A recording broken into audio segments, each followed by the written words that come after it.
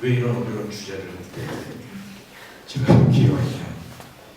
또 맨 처음에 우리 이종 목사님 말씀하실 때 소개팀이 구성돼요. 소개팀이 누구죠? 어느 처음에 소개팀이신가요? 혼자신가요? 마치 자기는 아닌 것처럼 누구 또 이거 숨어있는 지금 그 이제 설계팀에서 이제 성경 본문을 주시겠으니 그 본문이 이제 뭐 화요일쯤에 본문을 청년들이 보내오면 그 본문을 가지고 묵상을 하고 그리고 토요일에 말씀을 전하시면 됩니다. 이제 이렇게만 알고 이제 이번 주 화요일이 된 겁니다. 아마 우리 이재 목사님이 화요일날 말씀을 하신 것 같은데 그 이제 화요일날 됐을 때 목사님 본문이 어딘가에 이렇게 말을 했더니 목사님이 그냥 편하게 하세요 이렇게 하시는 거예요. 그 본문을 정해주지 않고 이성교제에 대해서 얘기를 해야 되는 거예요. 그래서 이 장난하나 왜 본문을 안 주시는 겁니까 도대체? 그래서 이제 제가 이성교제에 대해서 이제 묵상을 하는데 이게 만만치가 않더라고요. 뭐 다른 뭐 주제들 지난주에는 뭐 했나요? 어떤 주제 갖고 말씀 나눴나요? 정치 얘기를 또 내가 좀 썰을 막 여러 개 폈습니다. 그럴 때 이렇게 하필이면 내가 제일 못하는 이성교제. 그래서 제가 오늘 이 설교 본문을 정하고 또 이제 설교 그 문을 작성을 하면서 첫 번째 줄에 이렇게 제가 적었습니다. 먼저 연애 경력이 5회 이상이시면 오늘 설교를 스킵하셔도 될 듯합니다. 제가 이렇게 이제 나는 연애를 몇 번 해봤지 이렇게 생각해봤더니 5회 정도. 그러니까 나는 6회다 7회다 하시는 분들은 저보다 경험이 더 많으시니까 따로 눈을 감으시고 주기도문을 하시고 편하게 집으로 돌아가시면 제가 좀 덜 부담이 될 것 같아서. 이성교제 하시는 분도 계시고 그죠? 이성교제 안 하시는 분들도 계실 거예요. 오늘 본문을 맨 처음에는 제가 이제 말씀을 준비하면서 결혼에 대한 이야기를 이제 바울이 고린도 전서에 이렇게 얘기를 하고 있거든요. 고린도 전서를 묵상을 하다가 이거 창세기 말씀과 굉장히 대조가 돼요. 마치 말씀과 말씀이 서로 싸우는 듯한 이런 마음이 들어서 굉장히 한 주간 동안 좀 애를 먹었어요. 도대체 어떻게 적용을 했는지. 바울은 그냥 있으면 그냥 지내라. 이게 좋다. 하나님은 근데 태초에 가정을 우리에게 부르셔. 이거 어떻게 적용했는지. 혹시 여기 이제 뭐 손들으라고는 않겠습니다.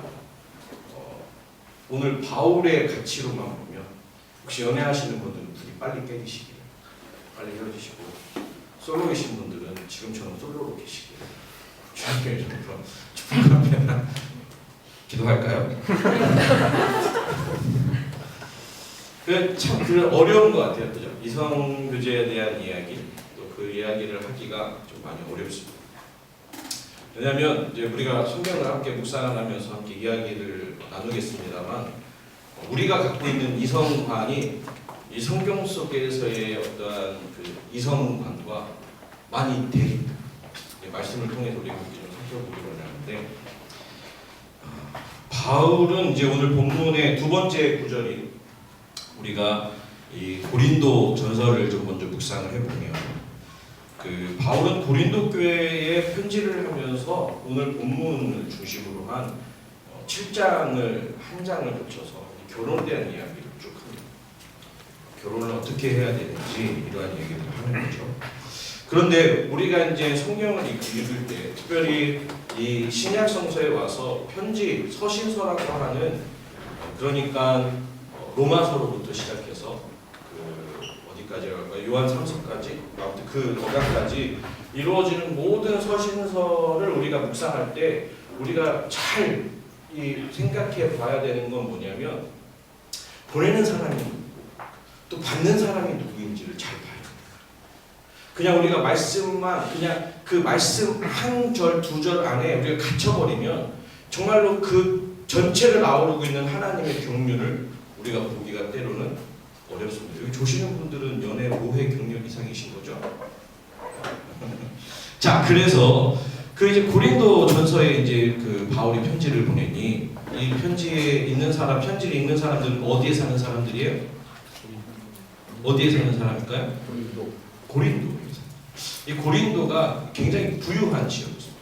이게 이제 대개들 보면 어떤 지역이든지 간에 뭐 아무리 부유해도 그 항구가 한 개 혹은 없거나 할 텐데 이 고린도 지역은 위아래로 항구가 있었어요.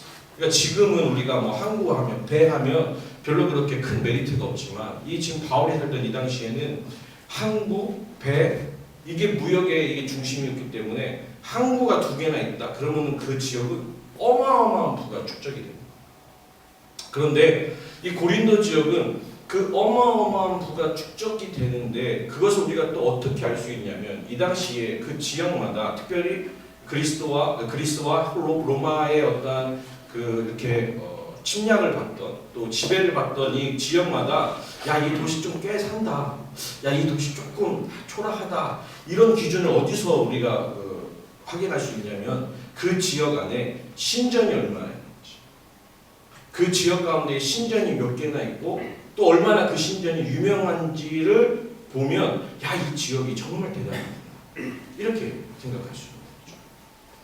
마치 어떻게 생각하면 되냐면 이제 전철? 오늘날로 따지면 전철이 들어오느냐 안 들어오느냐 뭐 이런 거 아니면은 높은 빌딩이 몇 층짜리 빌딩이 있느냐 뭐 이런 걸로 우리가 오늘날 이렇게 이 도시는 좀 괜찮네 저 도시는 조금 부족하네 이런 걸 결정할 수 있는 것처럼 이 바울이 살던 이 시절에는 그 지역에 신전이 얼마나 대단한 신전이 또 얼마나 많은 신전이 있느냐에 따라서 대도시 또 중소도시로 구분되어졌다고 하는 거죠.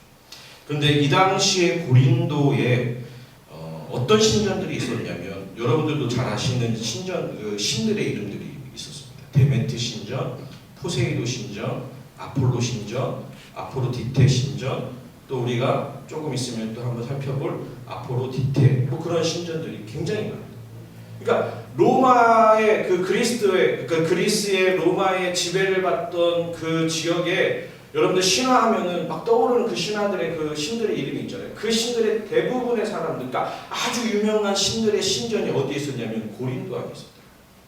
그리고 그 신전 중에 가장 으뜸이었던 신전이 어디였냐면 아포로디테 신전. 이 아포로디테 신전이 어떤 신전이냐면 사랑의 여신. 그런데 이 신전에서 어떠한 일들이 벌어졌냐면 1000여 명의 여사제들이 제사의 일환으로 음란한 행위들을 하고, 그런데 그 음란한 행위가 어떻게 저렇게 음란한 행위를 하지라고 여겨지지 않는 시대입니다. 그러니까 너무나도 당연한 그 음란한 행위들이 여사제들과 100명, 20명 이렇게 있는 것이 아니라 1000여 명의 여사제들이 음란한 행위를 해도 그것이 당연하게 여겨지던 시절이 바로 고린도 지역이 처해 있던 시절이었고 바울이 바라보고 있는 고린도는 그런 고린도다라는 거죠. 그래서 이러한 사회상을 갖고 있던 고린도 교회에 바울은 편지를 하면서 결혼에 대한 이야기를 하고 있더라고요. 이 당시의 문헌들을 찾아보면 어떠한 일도 있냐면 아버지의 첩을 동침한 아들의 이야기가 그냥 공공연하게 이렇게 들려질 정도로 이 성적인 문제에 대해서 굉장히 문란한 시대였던 게 바로 이 고린도 이 시절이었던 거죠. 그래서 7장 1절에 보면 뭐라고 우리가 읽진 않았지만 뭐라고 기록하고 있냐면 바울은 남자가 여자를 가까이 하는 것이 좋지 않다 이렇게 기록하고 있어요. 그러니까 남자가 여자를 가까이 하지 않고, 그러니까 여기 여자들 여기 오시고 여기들은 남자분들 계시고 이렇게 여자분들이 이리 오셔야 됩니다. 그래야 됩니다. 그러니까 왜 그랬냐면 문란하기가 너무나도 이를 데가 없어서 너무나도 그 문란함 속에 이 바울이 치를 떨었던 거죠. 그런데 2절에서 뭐라고 이 바울이 얘기를 하고 있냐면 음행을 피하기 위해서는 가까이 해도 괜찮다 이렇게 기록합니다. 자, 그러면 우리가 생각해 볼 수 있는 건 뭐냐면 인간 안에 어떤 음행적인, 그러니까 음행이라고 얘기하지만 너무 거칠게 얘기되어졌지만 그것을 좀 순환해 보면 욕심이 내재되어 있다. 욕심. 인간들이 욕심을 버릴 수가 없다. 그렇지 않겠어요? 여러분들 똑같은 사람이 있더라도 좀 더 잘생긴, 좀 더 이쁜 여자 이런 게 우리가 더 눈이 가는 게 내가 막 흑심을 품어서 내가 막 음란해서가 아니라 그것이 저와 여러분들의 자연스러운 일일 수밖에 없다. 근데 바울은 그걸 뭐라고 하냐면 그렇게 하면 안 된다라고 얘기해요. 그렇게 해서는 안 된다. 왜 그렇게 해서 안 되는지는 또 우리가 이제 말씀을 함께 나누면서 이야기해 보겠습니다. 그러면서 이제 바울은 가까이 하지 마라. 그런데 너희들이 음행을 피하기 위해서는 가까이 하되 반드시 뭐를 해야 되냐면 의무를 다해야 된다. 의무를 다해야 된다. 그 의무가 이 헬라어의 본래의 뜻이 살펴보니 뭐라고 얘기하는 거냐면 빚지다라는 의미를 갖고 있어요. 그러니까 의무가 우리가 생각하는 뭐 국방의 의무, 뭐 납세의 의무, 근로의 의무 이런 의무가 아니라 빚짐의 개념을 행해야 된다. 그러니까 내가 누군가와 남자와 여자 이성 간에 서로 가까이 하지 않는 게 바울의 관점에서는 그것이 옳지만 음행을 피하기 위해서는 그것이 가능하다. 하지만 서로가 서로에게 빚졌다라고 하는 생각을 잊지 말아요. 그리고 그 마음을 가지고 서로가 서로를 대해야 된다. 대해야 된다. 바울은 결혼에 대해서 7장에서 기록하면서 일반적으로 이야기하고 있는 것은 무엇이냐면 사실은 결혼하지 마. 하지만 절제할 수 없거든 해라. 이렇게 얘기하는 거죠. 그리고 그 이유를 바울은 일관적으로 또 이야기하고 있습니다. 왜 결혼하지 말아야 되느냐? 왜 서로 가까이 하지 말아야 되느냐? 7장에서 일관적으로 이야기하는 그 이유는 뭐냐면 환난의 때를 위함이다. 환난의 때에 그 환난을 피하기 위해서는 우리가 남자는 여자를, 여자는 남자를 가까이 하는 것이 옳지 않다. 점점 분위기가 무거워지네요. 옳지 않아요. 이상한 교체하지 마세요. 자, 그런데 그 이유를 이제 바울은 환난의 때를 위해서 서로가 서로에게 가까이 하지 말라고 얘기하는데 왜 환난의 때에 그렇게 얘기하느냐? 예수님께서 마태복음 24장 19절과 또 누가복음 13장 29절에 보니까 예수님께서 뭐라고 말씀하시냐면 환난의 때에 잉태한 자나 젖을 물리는 자에게 화가 있을 것이다. 근데 이거는 사실 하나님의 행하심을 놓고 보면 앞뒤가 맞지 않는 일이죠. 하나님은 아담과 하와로 하여금 함께 가정을 이루게 하시고 아이를 낳게 하시고 가문을 이루게 하셨는데 또 나중에는 예수님이 오셔서 뭐라고 말씀하시는 거예요? 환난의 때를 위해서 너희들은 가능하면 아이를 낳거나 젖을 물리지 마라. 그것이 더 큰 어려움이다. 이렇게 얘기해요. 그러면 왜 바울이 그렇게 얘기를 하고 왜 예수님이 그렇게 얘기를 할까? 왜 이성과의 교제가, 왜 이성과의 결혼이, 이성과 하나됨이 왜 신약성서에 와서는 그렇게 절제해야 되고 그렇게 경계해야 되고 가능하면 지양해야 될 일로 남겨졌을까? 우리가 생각해 볼 필요가 있는 거죠. 창세기 2장 오늘 본문에 보면 우리가 앞에서 읽어봤던 이 본문을 통해서 보면 하나님께서 아담이 독처하는 것, 그러니까 혼자 있는 것을 좋지 않게 보시고 돕는 배필 하나님 만들어 주셨어요. 돕는 배필. 여러분들 부디 여러분들이 돕는 배필로 잘 준비되어지시기를 주님의 이름으로 축복합니다. 돕는 배필.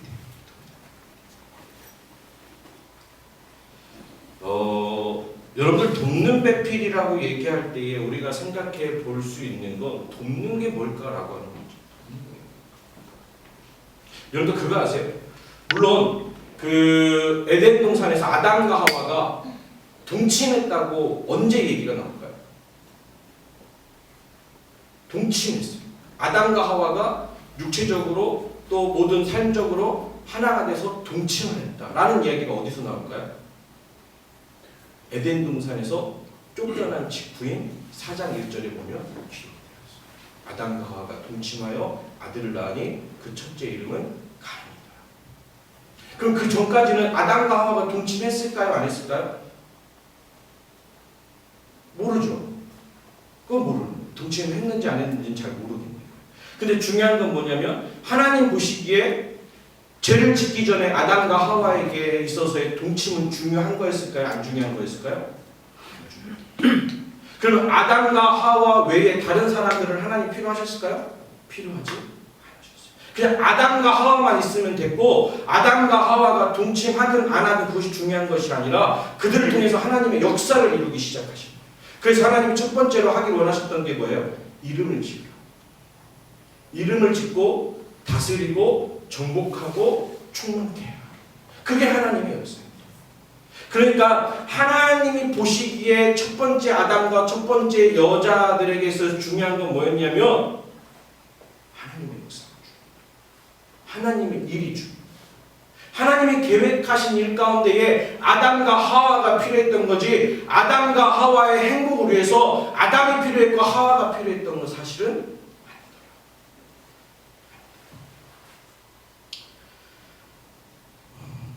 여러분들 고린도 또 이야기를 잠깐 넘어오면 고린도는 굉장히 혼란했습니다. 그렇죠? 하나님은 맨 처음에 아담과 하와를 만드셨을 때 그들의 쾌락 가운데는 아무런 안중이 없었어요.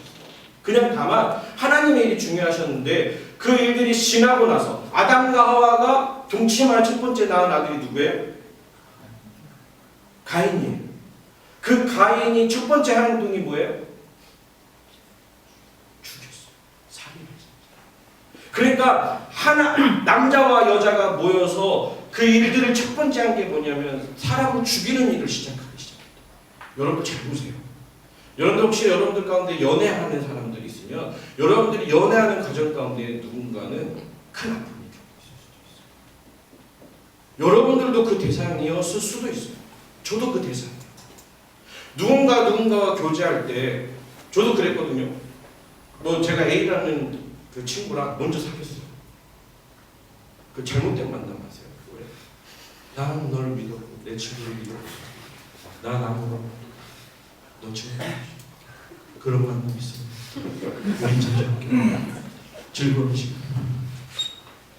여러분 아담과 하와가 만나서 첫 번째 아들을 낳았는데 그 아들이 자기 동생을 죽이는 어마무시한 일을 벌인 것이 그냥 그 한 가지 일뿐만 아니라 사실은 남자와 여자가 만날 때 서로가 서로는 좋을지 몰라도 누군가는 큰 아픔을 겪고 있을 수도 있겠더라라고 하는 이 말씀, 이 이야기를 우리가 그냥 쉽게 흘려드릴 수 있는.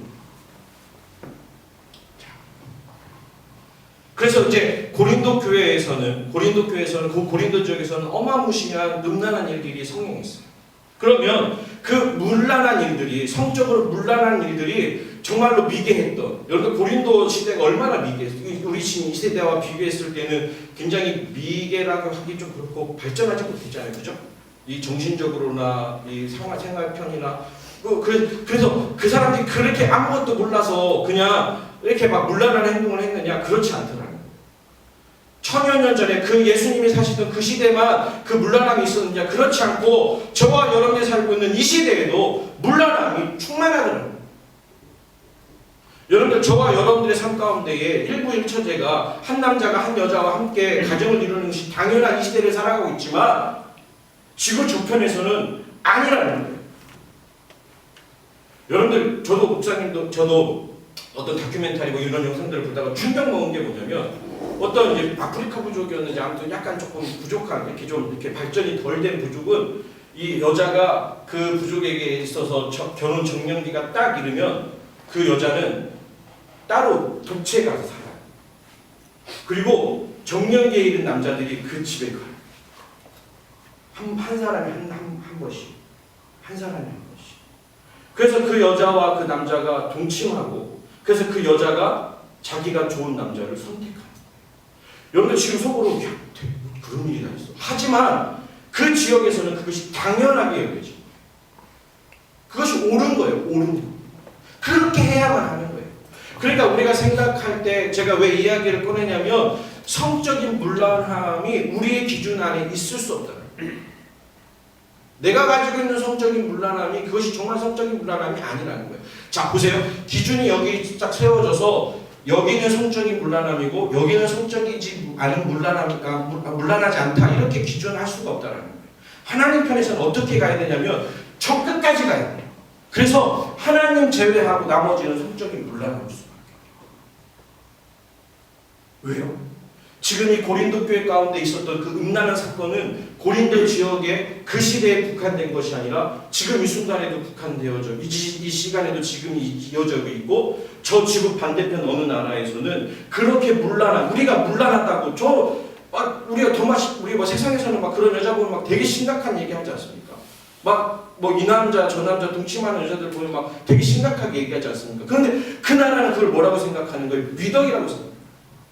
그러니까 우리가 갖고 있는 성적인 문란함 뿐만 아니라 우리가 갖고 있는 성적인 문란함이 문란함이지 않다라고 생각하는 것 자체도 하나님 보시기에 뭐라고 생각할 수 있다고요? 문란합니다. 그러니까 중요한 건 뭐예요? 우리가 갖고 있는 이성과는 하나님 보시기에 철저하게 다 실패자일 수 있다. 다 실패자일 수 있다. 여러분들 또 제가 이 말씀을 준비하면서 에스키모인에 대한 이야기를 들어봤어요. 에스키모인은 뭐 이제 뭐 사람들마다 좀 이야기가 와전되고 그랬겠습니다만 그 아내를 다른 남자에게 이렇게 허락해 주는 게 당연해요. 왜 그러냐면 이 에스키모인들이 이제 자기들 생계를 이끌려면 어떻게 해야 되냐면 사냥을 나가야 돼요. 근데 이 사냥을 나갈 때 반드시 누가 쫓아나가냐면 아내가 쫓아나가요. 그러니까 어떤 A라는 남자가 사냥을 나갈 때는 그 A라는 남자의 아내가 쫓아가는 게 당연해요. 그래서 거기서 사냥을 해가지고 집에 데리고 와서 아이들을 키우고 또 가족들을 양육하고 그런 일들을 해야 되는데 예를 들면 남자가 아파. 남편이 아파. 그래서 갈 수가 없어. 그럼 어떻게 해야 될까요? 다 가족들이 입을 쭉쭉 빨고 있어야 될까요? 그렇지 않아요.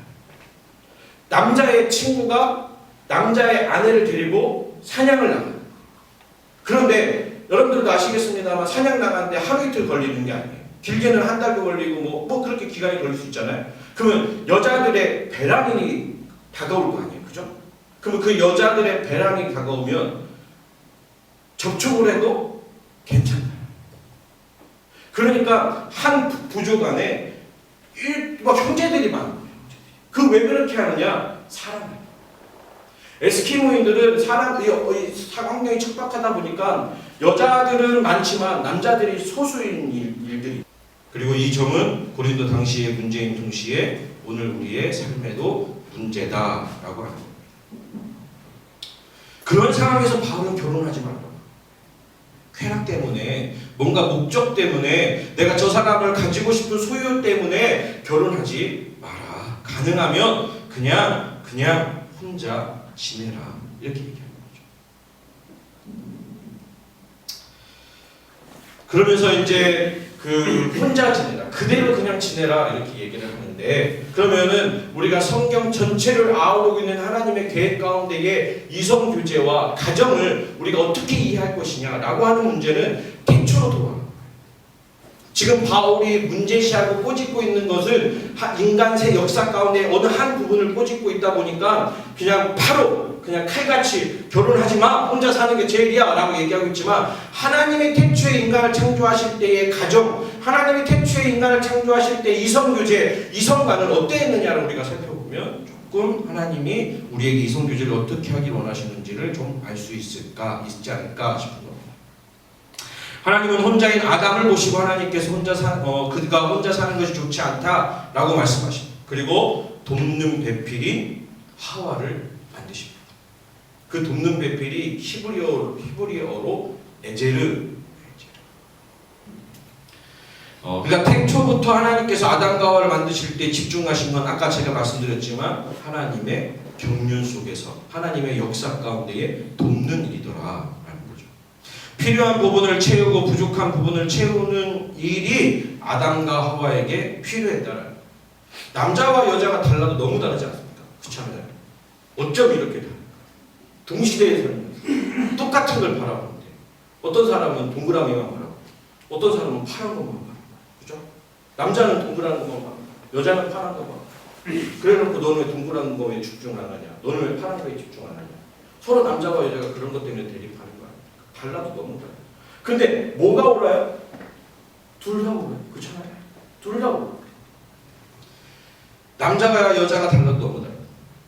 물론 혹시 여기에 연애 중이신 분들 중에 어떤 분들은 아닌데 우리 너무 같은데 마음도 맞고 생각도 많고, 취미도 많고, 음식도 많고, 이렇게 맞을 수가 없는데 이렇게 생각하시는 분들이 계실 겁니다. 그런데 그런 분들에게 얘기해주고 싶은 건 뭐냐면 상대방이 여러분들에게 맞추는 것을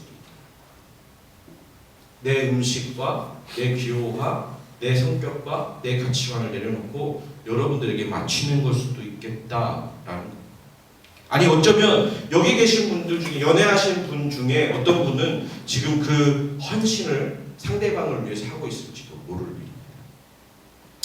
아무튼 남자와 여자는 절대 같을 수 없습니다. 생김새도 다르지만 가치관이 다릅니다. 생각하는 것도 다릅니다. 남자는 이성적으로 생각해요. 남자는 목적 중심이에요. 목적을 위해서는 과정이 축소돼도 좋아요. 그러니까 목적을 위해서 남자들은 위해서 살기 때문에 과정에 대해서는 별로 생각하지 않습니다. 그래서 여자들은 맨날 뭐라고 얘기해요? 오늘 무슨 날인 줄 알아? 자기야 나 뭐 바뀐 거 이런 쓸데없는 얘기 잘 하죠. 나 뭐 바뀐 거 없어? 모르겠는데 루즈 색깔이 바뀌었잖아. 뭐 그렇다면 뭐 27, 28로 가는데 똑같아 남자가. 진짜 뭐 그런 말 제발 부탁. 다행한 건 저희 아내는 그런 말 하지 않습니다. 그리고 너무 다행해요. 남자들은 이렇게 옆에서 간섭하는 것이죠. 제가 아주 재미난 그 다큐멘터리 하나 봤어요. 그래서 제가 그때 남자와 여자가 뭐가 다른지 알았어요. 이제 어떤 50대, 60대쯤 되는 아저씨와 이 부부가 있는데 이제 실험 카메라 하는 거예요. 그러니까 이제 이 아내분이 이제 솔루션을 달라고 얘기를 하는 거예요. 남편이 너무 집안일을 하는 거예요. 그래서 너무 스트레스다. 어떻게 하면 좋겠냐. 그러니까 이제 그 박사 같은 이 상담하시는 분이 미션을 줘요. 그냥 이렇게 이렇게 빨래거리를 던져주면서 여보 이거 빨래 좀 개. 그래놓고 잠깐 가가지고 냉장고에서 반찬 꺼내면서 돌아오면서 보면서 안 개는 남편을 보면서 왜 안 개? 이렇게 하지 말고 여보 빨래거리를 던져주면서 여보 지금 6시 30분인데 밥 먹기 전까지 아니면 8시까지 여보 이것 좀 개줘 라고 하고 신경 쓰지 마. 개든 말든 8시 전까지는 그냥 알아서 풀어줘. 그렇게 얘기를 한 거예요. 그러니까 이 여자 이 엄마가 남편 되시는 분한테 똑같이 한 거예요. 8시까지 빨래를 개줘. 절대 한 번도 빨래 갠 적이 없어요. 그 엄마 말로. 그 관찰 카메라 이렇게 보는데 이 남자가 어떻게 하기 시작하냐면 이제 TV를 보는데 계속 시계를 보는 거예요. 그러면서 이제 소파에 앉아있는데 이분이 소파에 앉아있다가 이제 빨래가 이 앞에 이렇게 널브러져 있을 거 아니에요. 그죠? 아내가 이렇게 던져주고 갔으니까 이렇게 소파에 앉아있다가 시계를 보면서 이제 한번 내려와서 소파에 기대서 이렇게 있다가 시계를 보면서 빨래를 개기 시작합니다. 그러니까 뭐냐면 남자는 목표 중심적인 거예요. 목표만 정해놓으면 남자는 뛰어 그냥. 왜 뛰는지도 몰라. 그 목표 때문에 뛰는 거야. 근데 여자들은 답답한 거예요. 왜 뛰어야 되는지를 알아야 될 거야. 그리고 지금 내가 오른쪽으로 갈지 왼쪽으로 가야 될지 알아야 될 거야. 그리고 거기에 대한 뭐 감정도 이런 거 아니야. 그러니까 뛰는 거야. 그런데 이제 그러다가 이제 그런 이제 다름들이 생기기 시작해요. 과정이 중요한 여자와 목적이 중요한 남자 사이에 문제가 생기기 시작해요. 트러블이 생기기 시작해요. 그러니까 부디 우리 여기 여성분들은 남자분들에게 나중에 이제 배우자 되실 분들에게 제발 잔소리하지 마시고 미션을 주세요. 미션을 주시면 남자들은 그 미션을 좋다고 합니다. 여러분들 그거 아십니까? 이렇게 경주마 앞에 이렇게 당근 놔주면 드립다 뛰잖아요. 이 남자는 그렇더라고요. 근데 여자는 어떠냐면 난 여자를 잘 모르잖아요. 내가 여자가 아니니까. 근데 우리 어머님의 말에 의하면 여자는 진짜 가벼워요. 여러분들 뼈가 부러지면 날카로워질까요? 부드러워질까요? 날카로워. 그래서 이 뼈를 자꾸 닦아야 돼요. 이렇게. 이쁘다, 사랑스럽다. 자꾸 이렇게 닦아주면 그 날카롭던 부분이 나중에는 부드러워져요. 그게 여자. 맞나요? 그러니까 뭐냐면 여자들은 세심하게 계속 표현해주고 눈여겨봐주고 관심 가져주고 여자 얘기 그만합시다. 난 잘 몰라요. 여자 얘기는 나중에 이제 다른 분들 초청해서 하시고 아무튼 그렇다는 다르다. 너무 다르다. 그런데 왜 하나님이 그 다름을 아심에도 불구하고 하나님이 아셨을 거 아니에요. 그죠? 남자는 목적 중심이고 여자는 과정 중심이라는 거 아셨을 텐데 왜 하나님이 그렇게 다름을 그냥 내버려 두셨을까? 하나님은 그 다름이 필요해요. 아담만 있는 게 중요한 게 아니라 하와가 있는 게 중요해요. 아담과 하와가 함께 하나님의 역사를 이루는 게 중요해요. 그러면 이제 우리가 조금 이렇게 적용할 수 있는 부분이 생겼어요. 그게 뭐냐면 하나님은 우리 이성을 내가 남자면 여자를, 내가 여자면 남자를 우리에게 주시는 이유가 뭐냐면 하나님의 역사를 위해 주시다. 하나님의 사역을 위해서.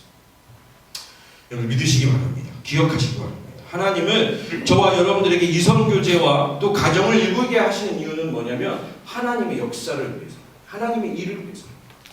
그래서 우리가 여기서 잠깐 짚고 넘어가야 될 문제는 뭐냐면 이런 분들 계세요. 뭐 여기 계신 분들은 이제 뭐 이성교제 하시는 분들이 다 믿으시는 분들이라고 전제하에 믿지 않는 분들과 교제하시는 분들 계세요. 그러면서 자기 평생의 사명감이 저 믿지 않는 남자를 예수님에게 전도하리라 이렇게 얘기하고 생각하고 사명감에 믿지 않는 남자와 믿지 않는 여자와 교제합니다. 부탁드리건데 신기루와 같은 그 현상에 빠져 살면 안 돼요. 왜냐하면 오늘 우리 예수님께서 뭐라고 말씀하시냐면 믿지 않는 자와 멍에를 같이 매지 마라. 여러분들 고린도후서 우리가 이제 좀 졸리니까 성경을 좀 찾아봅시다. 고린도후서 6장 말씀을 한번 찾아볼까요? 시작. 너희는 믿지 않는 자와 멍에를 함께 매지 말라. 의와 불법이 어찌 함께하며 빛과 어둠이 어찌 있으며. 여러분 우리가 이성교제할 때에 우리가 정말로 간과해서는 안 되는 것이 무엇이냐면 하나님의 일을 위해서 우리가 남자와 여자가 하나님과 창조되었다라고 말씀드렸잖아요. 그런데 믿는 자들은 그 하나님의 일을 위하여서 자기의 인생을 드릴 수 있는 결단이 서 있는 사람들이에요. 그죠? 근데 믿지 않는 사람들은 어때요? 그렇지가 않아요. 그러면 그 하나님이 우리를 창조하신 목적과 맞는 거예요? 안 맞는 거예요? 맞지가 않아요. 그래서 믿지 않는 사람과 결혼하면 어떠한 일이 생기기 시작하면 아담과 하와가 아담에게로부터 나오는 과정들이 필요해요. 여러분들 하와가 아담에게 어떻게 나왔죠? 맨 처음에 아담이 뭐 했어요? 아담을 하나님이 어떻게 하셨죠? 하와를 만드실 때 깊은 잠을 재우셨어요. 그죠? 그리고 어떻게 하셨죠? 아담의 갈비뼈를 주셨어요. 그리고 그 갈비뼈를 가지고 어떻게 하실 거예요? 하와를 만드시고. 우리가 믿지 않는 사람과 만날 때 그 작업도 필요합니다. 우리를 깊이 잠재우시고 우리로 하여금 갈비뼈를 뽑아낼 만큼의 아픔을 겪게 하시고. 여러분 그래서 믿지 않는 사람하고 결혼하셔가지고 지금도 힘드신 분들 계시지만 잘 사시는 분들도 물론 계세요. 그런데 그 과정이 어때요? 결코 순탄하지가. 여러분들 우리가 이성교제할 때 제가 이제 이 두 가지만 말씀드리고 말씀을 마치겠습니다. 첫 번째 이성교제할 때 정말 우리가 중요한 건 뭐냐면 함께 멍에를 맬 준비를 해야 돼요. 함께 멍에. 그런데 믿는 사람과 믿지 않는 사람이 함께 멍에를 맬 수 있다 없다? 오늘 고린도후서 6장 14절의 말씀을 보니까 있다 없다? 없다. 그리고 그 과정이 아담에게로부터 하와가 나오는 그 과정들이 필요하고 그 과정이 얼마나 무지막지하게 어려우면 뼈가 내 몸에서 빠져나와야 될 만큼의 아픔을 겪어요. 그렇기 때문에 부디 여기 계시는 분들 중에 이성교제를 준비하고 계시고 마음과 생각을 준비하고 계시는 분들이 계시면 잘 믿는 분들하고 결혼하셔요. 이성교제하셔요. 여러분들 우리가 이성교제할 때 정말로 중요한 건 바로 그거예요. 내가 누군가를 사랑하는 그 마음이 내가 정말로 저 사람은 내 외모가 너무 좋아. 저 사람 성격이 너무 좋아. 저 사람의 어떤 배경이 너무 좋아. 이런 걸로 이성교제를 하기 시작하면 문제가 생기기 시작해요. 여러분 우스갯소리로 외모는 얼마나 간다고 그래요? 외모는 3개월, 성격은 3년. 뭐 이런 얘기들을 들어보셨죠? 왜 그럴까? 그러니까 외모에 집중하기 시작하면 내가 좋아하는 거에 집중하기 시작하면 그것 때문에 시험 든다. 여러분들 아담과 하와가 범죄했던 이유, 가장 궁극적인 이유가 뭐죠? 뭐를 봤죠? 선악과. 선악과를 보니까 어떻게 된 거예요? 내 마음 가운데 뭐가 생기기 시작했어요? 욕심이 생기기 시작해요. 내가 이성교제할 때 스치듯이 지나가면서 이 향기, 내가 좋아하는 향기, 저 얼굴 스타일, 내가 좋아하는 스타일, 이렇게 하기 시작하면서부터 문제가 생기기 시작해요. 그럼 뭐를 해야 된다? 하나님의 일이 무엇이냐? 그러니까 이성교제를 시작할 때 우리 가운데에 정말로 결정되고 우리 가운데에 기준되어야 될 일이 무엇이냐면 하나님의 일이 무엇이냐라고 하는 명확한 내 안에 사명감이 있어요. 내게 주어진 사명이 무엇이냐? 내가 갖고 있는 하나님의 일이 무엇이냐? 나에게 주신 하나님의 은혜가 무엇이냐가 분명해야 그래야 그 다음의 일이 가정을 이루고 하나님의 역사를 감당하는 일들이 가능해지더라고요. 내 안에 하나님의 역사가 없는데, 내 안에 하나님의 일이 없는데, 내 안에 주어진 하나님의 은혜가 없는데 시작되어지는 그런 상황에서 시작되어지는 이성교제가 하나님 보시기에 심히 좋으실까요? 결국 그렇지 않아요.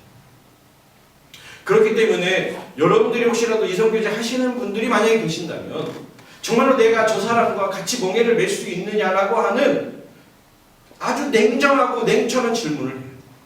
그 멍에는 뭐예요? 하나님의 일을 감당할 수 있느냐. 내가 주어진 저 사람과 하나님의 일을 정말 할 수 있느냐라고 하는 어떠한 생각이 우리 가운데 주어져야 된다. 예배 몇 시에 맞춰야 됩니까? 7시에 맞춰야 됩니다.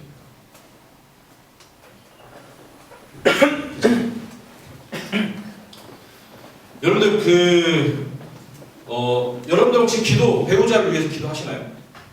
저는 배우자를 위해서 기도하라는 얘기 20대 초반에 들었습니다. 그래서 기도했습니다. 키는 있었지, 얼굴은 뽀얗고, 눈, 코, 입은 됐다 말았어.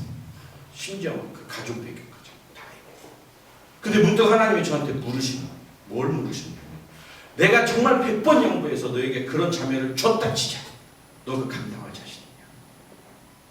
너 그 감당할 자신이냐? 근데 못하겠는 거예요. 그렇지 않겠어요? 옆에서 정말로 이렇게 요즘 연예인들 중에 전지현, 고소영 이런 예쁜 여자가 오면 내가 좋지는 하겠지만 어떻게 감당하겠어요? 그러니까 뭐가 바뀌기 시작하냐면 기도가 바뀌기 시작해요. 하나님, 내가 그러한 이 여자에게 잘 어울리는 남자가 돼요. 여러분 혹시 희망사항이라는 노래를 아십니까?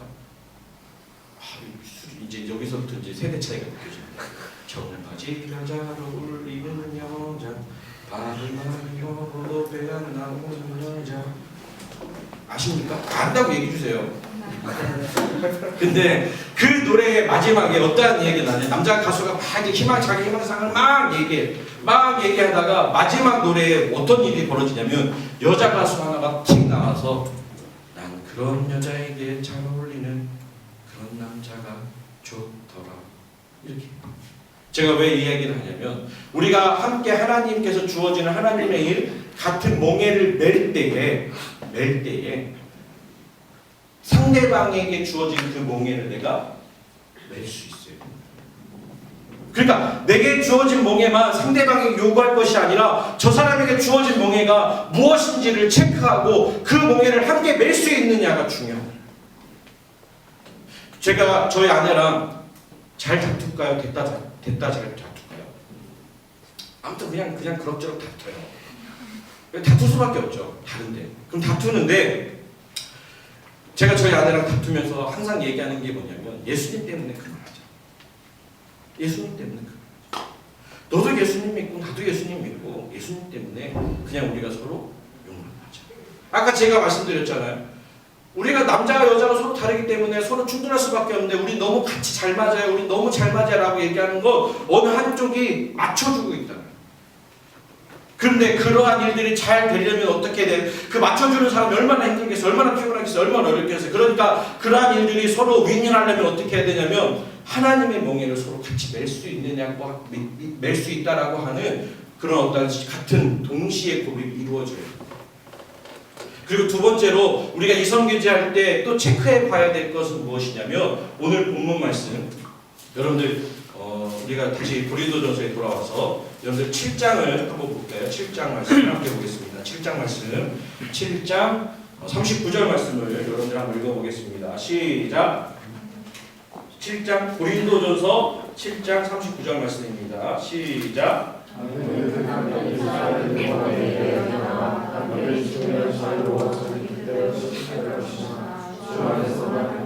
네, 아멘. 여러분 보세요. 아내가 그 남편이 살아있는 동안에 뭐 해야 된다고요? 매여 있어요.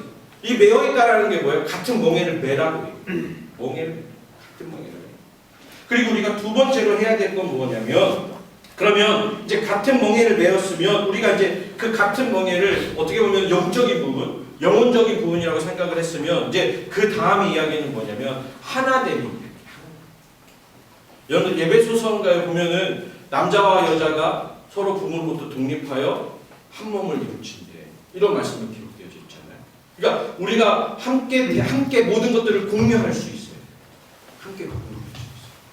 내가 저 사람과 내 삶을 함께 공유할 수 있어. 그리고 저 사람의 삶을 내가 공유할 수 있어. 내 삶 가운데 들어와도 돼. 라고 하는 어떠한 결정적인 같은 신앙의 고백이 있어야지만이 우리가 그 이성교제를 할 수 있지 않을까 싶은 겁니다. 사랑하는 우리 청년 여러분, 여러분들 이성교제 잘 하시기 바랍니다. 여러분들 정말 여러분들이 아까 얘기했던 것처럼 돕는 배필로서의 귀한 사람을 찾듯이 여러분들 또한 돕는 배필로서 잘 준비하시기 바랍니다. 그 준비하는 과정 가운데에 정말 필요한 건 시간이에요. 시간. 갑자기 누군가를 좀 만나고 이런 문제가 아니고 내가 누군가와 함께 같이 신앙생활을 하고 내가 누군가와 같이 함께 하나님을 예배하고 내가 누군가와 같이 하나님의 일들을 감당할 때에 저 사람이라면 내가 같이 비전을 내가 저 사람과 함께라면 하나님의 일들을 감당할 수 있겠다. 혹시 그런 분들이 있어요. 이제 저도 30대가 지나니까 또 내 이성을 어디서 가서 만나지? 이미 이제 막 내 그 아는 친구들은 다 결혼을 했고 나는 뭐 어디 가서 이성 만나지? 이런 분들이 있어요. 그런 분들은 이제 어떻게 해야 될까요? 교회 안에만 갇히지 말고 교회 밖에 하나님의 일들을 감당하는 일들을 함께 해요. 그러한 단체와 또 그러한 어떠한 그 기관들을 함께 어울려가면서 함께 이 비전들을 나누는 거예요.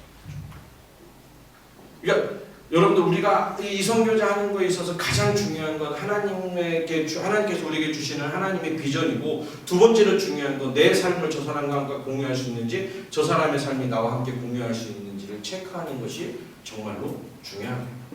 그 두 번째에서 우리가 간과해서는 안 되는 것은 무엇이냐면 저 사람의 어떤 삶의 모든 부분에 대한 이해함이 나에게 있어요. 이해함. 그래서 저 사람이 그 삶이 저 사람에게 주어진 그 삶이 나에게도 내가 이렇게 그 사람의 이 마음을 품어도 되겠다, 괜찮겠다 이렇게 했을 때에 이성과의 어떤 교제와 관계가 형성되고 지속되는 것이 참 좋겠다 이렇게 되어지는 거죠.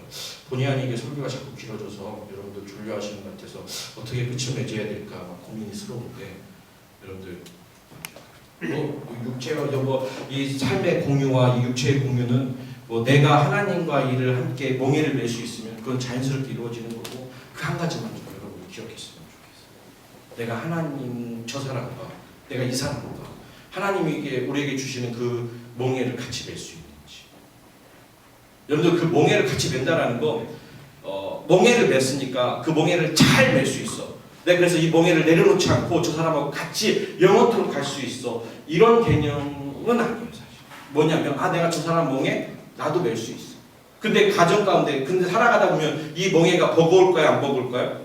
버거울 수 있어요. 내려놓고 싶을 수 있어요. 근데 예수님 뭐라고 말씀하시냐면 너희는 나에게 와서 배워라. 내 멍에를 매라. 내 멍에는 겸손하고 온유하다. 이렇게. 우린 그것만 기억합니다. 우리가 내 이성을 만날 때, 누군가를 만날 때 내가 하나님의 일을 감당할 수 있는지, 저 사람과 함께 하나님의 일을 꿈꿀 수 있는지를 생각하고 두 번째로는 예수님의 성품을 닮아서 내가 저 사람과 함께 겸손과 온유한 삶을 살 수 있는지 이러한 것들을 우리가 생각해 보면 되지 않을까. 정말 어렵습니다. 이 말씀을 준비하는데 어떻게 준비해야 돼요? 다른 말씀 주제라는데 잘하겠지만 우리 이재호 목사님 일부러 이렇게 하시는 거예요. 아무튼 여러분들 좋은 예제대가 되시기 바랍니다. 여러분들 저는 그래서 이 말씀을 준비하다가 맨 처음에는 고린도전서에 꽂혀가지고 이 청년들한테 그대로 그냥 지내세요. 빨리 다 커플들은 깨지고 솔로는 영원하라. 다 빨리 헤어지세요. 이렇게 얘기해야 되나? 그럼 나는 어떻게 이혼 도장을 찍고 와서 이 말씀을 전해야 되나? 아니, 설교자가 살아내야지 않습니까? 나는 행복하게 잘 살면서 여러분들한테 솔로가 되십시오. 이율배반적이잖아요. 그냥 되게 심각했어요. 그런데 생각해보니까 하나님이 참 거의 가정을 이루셨는데 왜 이렇게 이루게 하셨을까? 예제례가 되게 하셨다. 그러면 다시 본문에 이렇게 와서 고린도전서 7장에 와서 본문을 보는데 뭐라고 얘기했냐면 그냥 그대로 지내는 것이 좋다. 그러면서 그 그대로가 저에게 다르게 보였습니다. 하나님이 창조하신 그대로 지내는 것이다. 하나님이 어떻게 창조하셨다고요? 하나님의 일을 함께 공유하고 돕는 배필. 여러분들 그런 좋은 돕는 배필 되시기 바랍니다. 또 여러분들 그런 좋은 돕는 배필을 부디 빨리 만나시길 주님의 이름으로 축복합니다. 기도하겠습니다.